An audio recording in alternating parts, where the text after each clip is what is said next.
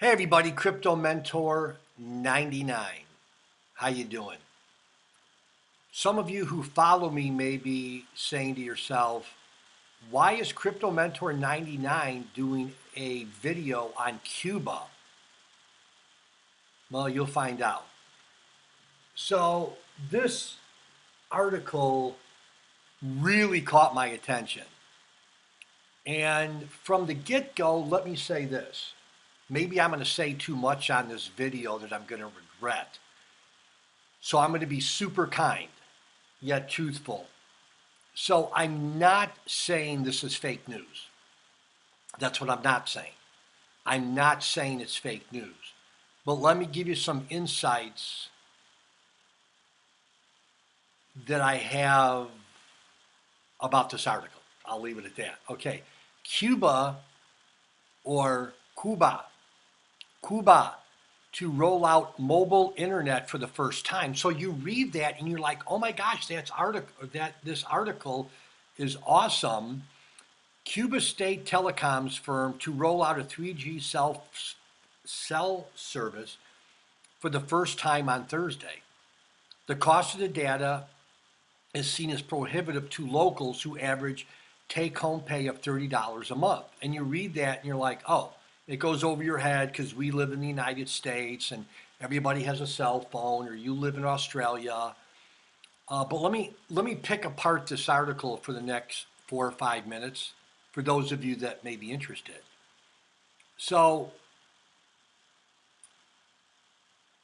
the Caribbean island nation, which exists under communist rule, and then some, opened state-run internet cafes in 2013, and citizens only had access to home internet and public Wi-Fi hotspots since 2017. That's true. In the same year, Google servers in Cuba went live, making the internet giant the first foreign internet company to host content in the country. That's true. Here comes the good part. Announcing the deal on television on Tuesday night, executive from Cuba's state telecom monopoly ETECSA said they will offer packages of data ranging from basically 7 Cuban pesos to 30 Cuban pesos. I got to sneeze, and we don't do retakes here. So, for some of you that may be, and again, maybe I'm making a mountain out of a molehill. I love Cuba. I have ties with Cuba. I've been to Cuba a lot, actually. Uh, Probably in the past 7 years. No, the past 6 years. 12 times, 11 times. So the I shouldn't say the problem with this. So you could get internet from Cuban pesos, 7 Cuban pesos to 30. And here's the part that I take exception with. So it's a great article. The Cubans are being taken care of, sort of.